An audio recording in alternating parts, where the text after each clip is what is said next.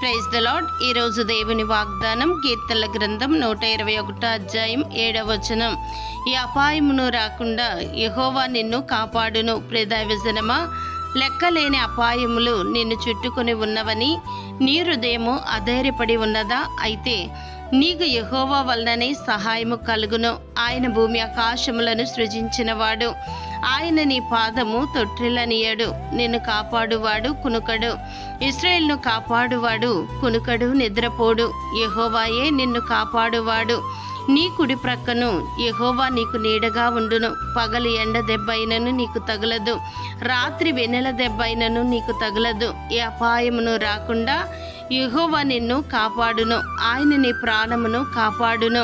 ఇది మొదలుకొని నిరంతరము నీ రాకపోకలయందు యెహోవా నిన్ను కాపాడును.